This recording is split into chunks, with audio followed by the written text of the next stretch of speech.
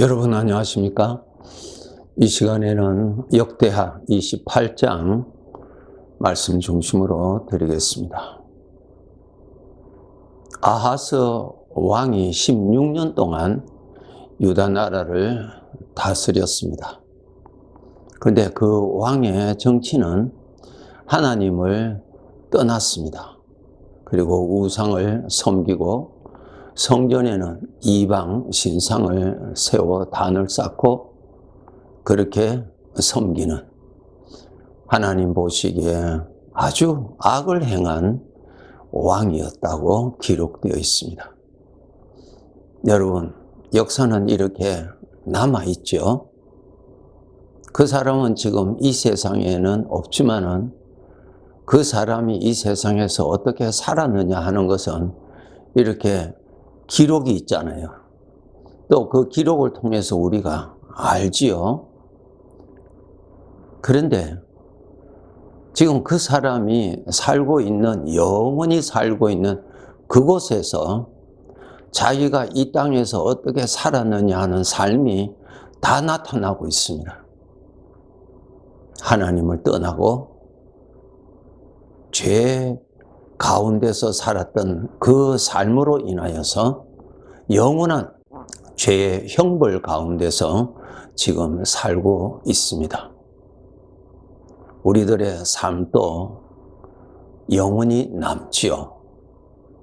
하나님의 아들로서의 삶이 영원히 남습니다.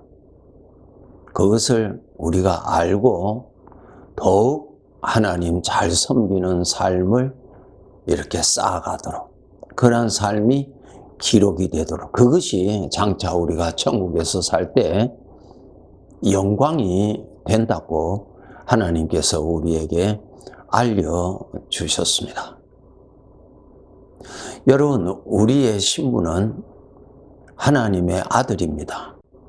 그러면 사람에게 주어진 영원한 신분이 두 가지가 있는데, 죄인이라고 하는 신분, 두 번째로는 하나님의 아들이라고 하는 신분, 이렇게 나누어집니다. 다른 것은 붙지 않습니다. 영원히 사는 그곳에 가면요. 그러면 죄인은 부끄러운 것이죠. 수치스러운 것이죠. 더 나아가서 죄의 형벌을 받는 사람이죠. 그 죄인으로서 영원히 삽니다. 그러니까 죄인이 받아야 할 형벌도 영원히 있는 것입니다. 유다서 읽어보시면은 그 죄의 형벌이 영원하다고 기록이 되어 있는 거 여러분 잘 아시죠? 이제 우리는 하나님의 아들입니다. 하나님을 아버지라고 부르잖아요. 하나님을 아버지라고 부를 수 있는 사람이 하나님의 아들인데, 어떤 사람이 하나님을 아버지라 부를 수 있는가 하면은 하나님께로부터 하나님의 영을 받은 사람, 하나님의 영, 성령께서 같이 있는 사람이 하나님의 아들입니다. 이 신분으로 지금 이 땅에서도 우리가 살고요. 또 이 세상의 삶을 마치면은 영원히 살 그곳에서도 이 신분으로 삽니다. 나의 영원한 신분은 하나님의 아들입니다. 그러면 하나님의 아들의 삶의 내용은 무엇입니까? 아버지 하나님을 모시는 것이고 아버지 하나님을 섬기는 것입니다.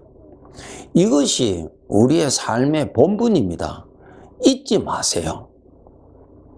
신앙이 어리면은 신앙생활 하면서 하나님의 도움받고 내가 원하는 거 도움받아서 내가 만족하고 좀 이 세상에서 좀 괜찮게 살고자 하는 그러한 육신적인 생각에 영향을 받지요. 그런데 우리가 신앙이 바르게 이제 자라게 되면은 그것 벗어나야 됩니다. 여러분, 복받기 위해서 교회 다니는 것 아니지요.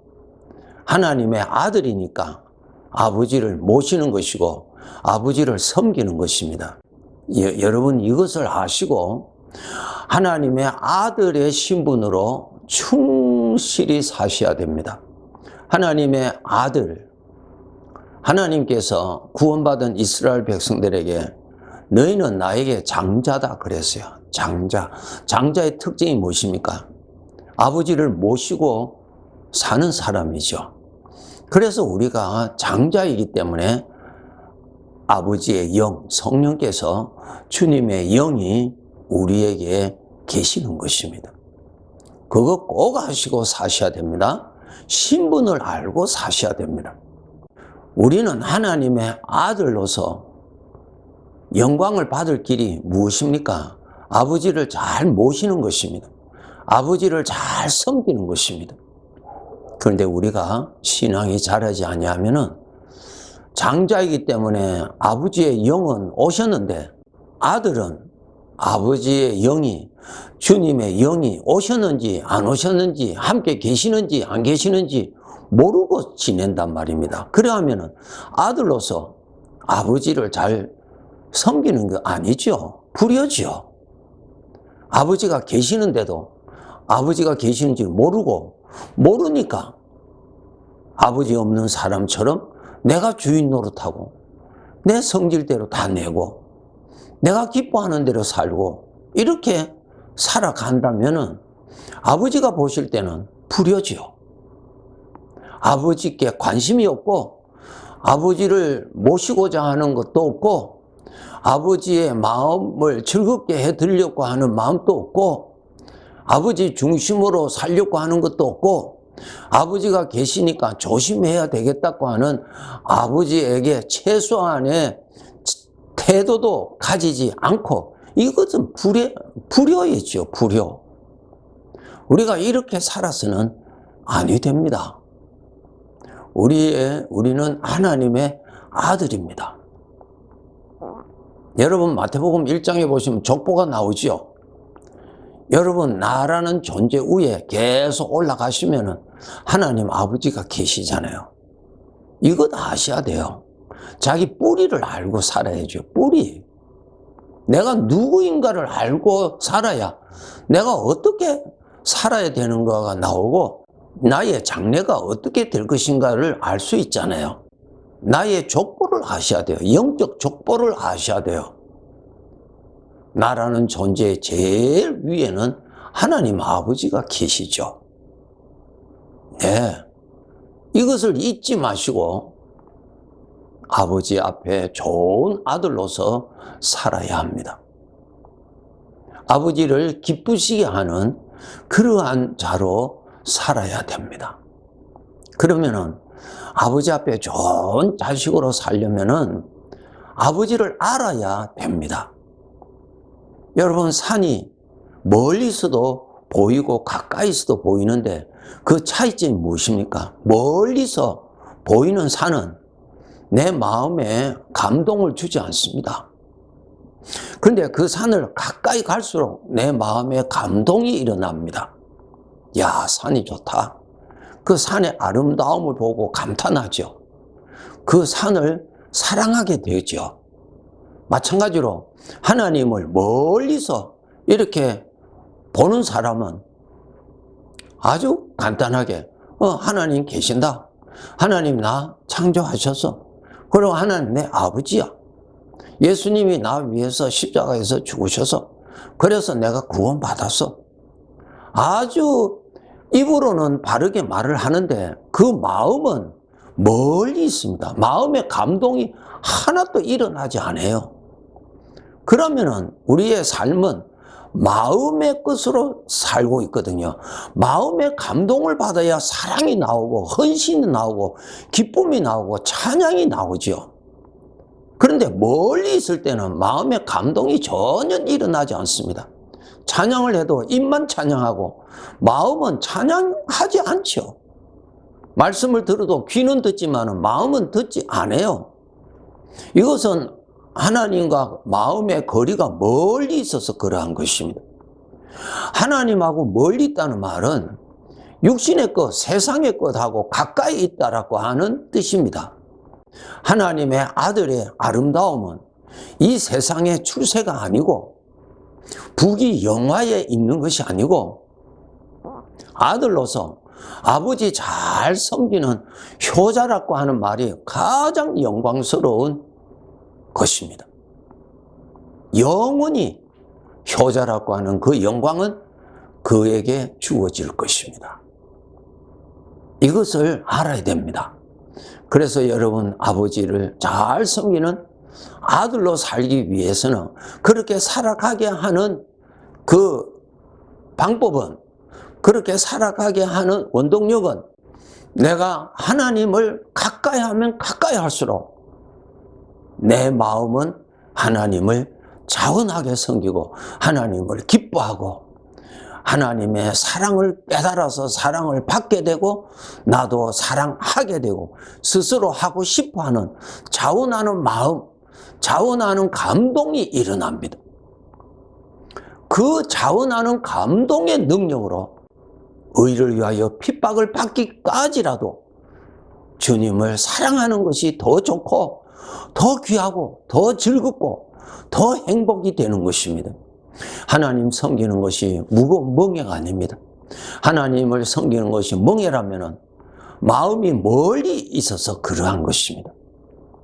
마음이 가까우면, 내 마음이 자원하게 되면 그것이 멍해가 아니라 기쁨이 됩니다. 겨울이 추울지라도 내가 불 가까이 가면은 그 불이 나의 몸을 따뜻하게 해주고 나의 삶을 편안하게 해주고 즐겁게 해주시오. 불이 말입니다. 그와 마찬가지로 하나님을 가까이 할 때 하나님의 아들로서 살아가게 하는 모든 은혜를 받게 되는 것입니다. 이 점을 여러분이 아시고 나의 영원한 신분이 하나님의 아들로서 정말 효자로, 장자로 아버지 잘 섬기고 아버지 잘 모시고 아버지를 위해서 헌신을 기쁘게 하고 마음과 뜻을 다하여서 아버지를 더 섬기고자 원하는 기뻐하는 마음이 끊임없이 솟아나게 해준다면 가장 행복한 사람이죠. 이 세상의 삶에 비록 고달플지라도 이러한 하나님을 사랑하는 원동력이 살아있다면 감사하면서 살아갈 수가 있고요. 그렇게 산 그 삶의 보람은 천국 가서 영원히 누립니다. 다니엘서 보시면 그 영광이 빛과 같이 영원히 빛나리라고 기록되어 있죠. 그러한 영광을 우리가 받게 됩니다. 이 점을 아시고요. 더 열심히 하나님을 가까이 하세요. 나는 하나님을 알아. 예, 알지요. 나는 하나님을 믿어. 예, 믿지요. 얼마만큼 여러분의 마음에 감동이 일어나느냐가 여러분 생명입니다. 이것이 여기에 마음의 감동이 일어나게 하는 하나님의 능력을 받아야 돼요. 여호와를 앙망하는 자는 힘을 얻는다. 달려가도 곤비치 아니하도 달려가도 피곤하지 않도록 능력이 생긴다고 그렇게 기록되어 있죠. 하나님 가까이 하시도록 노력하세요.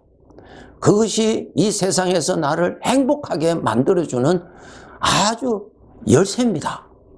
그리고 천국 가서 아버지 앞에서 크게 칭찬받을 뿐만 아니라 영원히 썩지 아니하는 영광까지도 받게 되는 삶입니다.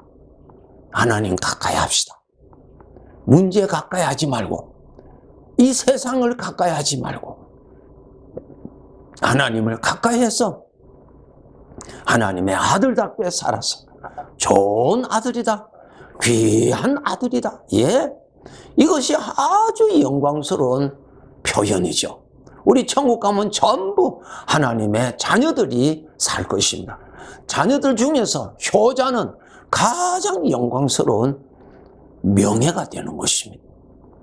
이것을 기억하시고 열심히 하나님을 더 가까이 가도록 하셔야 됩니다. 이 세상에서는 죄악이 하나님을 가까이 하지 못하도록 여러 가지 방법으로 나에게 다가오시오. 넘어가지 아니하도록 노력하셔야 됩니다. 예레미야서 17장 5절에서 8절인데요. 여호와께서 말씀하시기를 무릇 사람을 믿으며 육신으로 그의 힘을 삼고 마음이 여호와에게서 떠난 그 사람은 저주를 받을 것이라. 그는 사막의 떨기나무 같아서 좋은 일이 오는 것을 보지 못하고 광야, 간조한 곳, 건건한 땅, 사람이 살지 않는 땅에 살리라. 그러나 무릇 여호와를 의지하며 여호와를 의뢰하는 그 사람은 복을 받을 것이라. 그는 물가에 심어진 나무가 그 뿌리를 강변에 뻗치고 더위가 올지라도 두려워하지 아니하며 그 잎이 청청하며 가무는 해도 걱정이 없고 결실이 거치지 아니함 같으리라. 이스라엘의 소망이신 여호와여, 무릇 주를 버리는 자는 다 수치를 당할 것이라. 무릇 여호와를 떠나는 자는 흙의 기록이 되어오리니 이는 생수의 근원이신 여호와를 버림이니이다. 예, 하나님께서 생수예요. 하나님을 가까이 함으로 하나님으로부터 오는 이 행복한 생명이 넘치는 능력을 가지고 믿음을 지키면서 하나님을 기쁘시게 하는 좋은 아들로 살다가 그날 맞이하면은 아버지가 아들을 부르시는 그 영광스러운 그 시간이 되기를 노력하면서 살아갑시다. 네, 감사합니다.